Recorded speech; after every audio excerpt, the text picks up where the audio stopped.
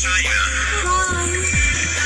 Myanmar, Philippines, Vietnam, Thailand, Australia, and finally, Turkey. Congratulations to all of you from Asia and Oceania. You guys are moving forward to the top 60 for the Top Model Challenge. And I think we're ready for the results. Europe. So let's go to it. Up first we have Belgium. So inyo pong napanood mga kapolitika itong viral na video ng mga delegates dito sa Miss World 2026 kung saan ay napanood nyo yung kailang naging reaksyon dito sa roll call ng pagtawag sa mga nakarga doon sa top 60 na model of the year. And supposed to be is nasa 40 slots lang yun mga kapolitika. Pasok na doon si Asia Rose Simpson, pero in-extend ng Miss World up to 60 na mga candidate ang nakapasok sa top model of the year, kung saan is mag-advance doon sa next round nila sa I believe August 27 gaganapin sa kanilang top model of the year. At yung maging winner doon is automatically makarga na siya sa top 40 na mga delegates. So naging viral kasi ito at naging trending, usap-usapan ng mga netizen dito sa social media itong reaksyon ng mga Southeast Asian candidates dito sa pagtawag kay Asia Rose Simpson. Dahil alam naman natin na lahat ng mga sulok dito sa social media ay may CCTV. Ang mga Pinoy netizen at mga Pinoy pageant supporters, especially ngayon sa nagaganap na Miss World dito sa Vietnam, at nakita mga kapolitika itong reaksyon ng mga Southeast Asian delegates na nung tinawag di umano itong si Asia Rose Simpson ay tila ba hindi daw sila happy dito sa sa naging pagka-include ni Asia Rose, yung kanyang inclusion dito sa Miss World Top Model of the Year Top 60. So at kitang-kita naman dito na gustong-gusto nila itong si Vietnam, nung tinawag na itong si Vietnam bilang kasali doon sa nakarga sa top 60 is tuwang-tuwa itong mga candidate dito ng mga Southeast Asian. So agad-agad na nabigyan ng kulay mga kapolitika ng mga Filipino pageant supporters na bakit ganun, bakit tila hindi daw sila happy, at ang sabi pa nga nila ay baka daw naiinggit lang sila dito kaya Asia Rose Simpson, or threatened sila na makapasok itong si Asia kasi powerhouse tayo at malakas ang laban natin dito sa Miss World. So yun yung mga agam-agam at mga spekulasyon na parang ayaw daw nila, parang kontra gusto na makapasok itong si Asia despite sa kanyang galing, sa kanyang husay na ipinamalas dito sa competition nila ng Miss World. So bibigyan natin ng reaksyon mga kapolitika at ng ating opinion kung talaga nga bang nainggit o labag sa kanilang kalooban na makapasok itong si Asia dito sa top 60 pa lang ng top model of the year. So in fact hindi pa nga sigurado mga kapolitika kung mananalo siya dito, dahil out of 60 is isa lang yung pipiliin, di ba, sa bawat continent, at yun ang papasok doon sa sa fast track nila dito sa Miss World Top 40.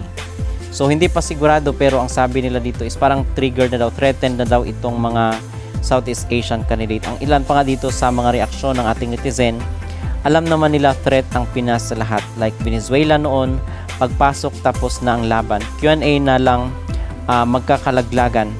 Now Philippines na ang threats sa lahat, kasi sa national pa ang bihasa na sa Q&A and mentoring ng lakad. Actually silang lahat low yung energy nung tinawag si Pins. May mga nagpost na niyan, hayaan nyo sila, deadma, mag-focus sa voting at pag-promote ng voting kesa sa ganyan. Threat kasi sa kanila, 10 lang kasi kunin per continent. Kung nakapasok ang bansang may sash factor, mas naging slim ang chance silang di masyado kilala sa pageantry. So yun lamang ay ilan sa mga naging reaksyon ng mga netizen dito sa social media, dito sa nakita nila sa video mga kapolitika, tila ba hindi daw happy itong mga Southeast Asian candidate dito sa pagtawag kay Asia Rose Simpson or yung ating bansa na Philippines dito sa top model of the year. So ang maging reaction ko naman, or yung aking maging comment dito sa ating napanood is, siguro kasi wala doon si Asia Rose Simpson mga kapolitika. So wag muna siguro natin bigyan ng anumang kulay, kasi ito pa naman yung first time na nagkaroon tayo ng issue dito, at binigyan lang siguro ng hindi magandang meaning or kahulugan ng ating mga Filipino pageant supporters itong kailang nakita dito sa reaksyon ng mga Southeast Asian delegates. So kasi wala dito si Asia Rose Simpson, so siguro is hindi sila ganoon ka-hype sa kanilang pagkatuwa dito, unlike dito kay Vietnam, kay Myanmar na andito sila mismo sa video, kung kaya talagang napatalo, napapalakpak sila, di ba?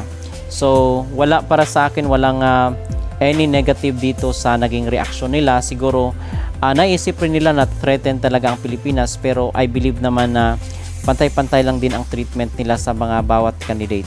Okay, at dito nga 'di ba yung pagkatawag kay Thailand, even kay Thailand, kasi wala dito si Thailand, is wala naman silang reaksyon. So alangan naman magtatatalon sila, magsisigaw sila mga kapolitika, wala naman sa kailang tabi itong si Asia Rose Simpson in the first place.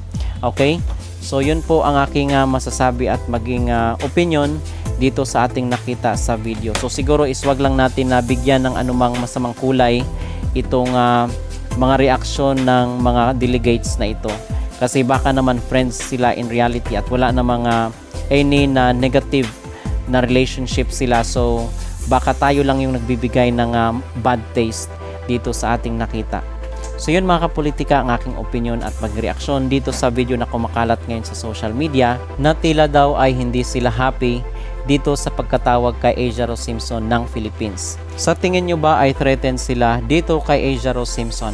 Mag-comment down below at huwag kalimutang mag-like at mag-subscribe na rin kayo para updated kayo sa ating mga latest issue. At narito naman po yung ibang mga delegate na kasama dito sa Top Model of the Year Challenge na ginanap nitong nakarang araw. The Americas and the Caribbean. Up first we have United States, Brazil, Chile, Colombia, Bolivia, Curaçao, Venezuela, Dominican Republic, Trinidad and Tobago, Panama,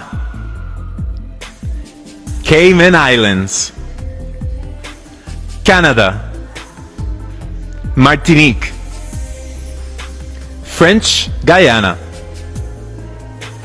Argentina, Peru, and last but not least, the Bahamas.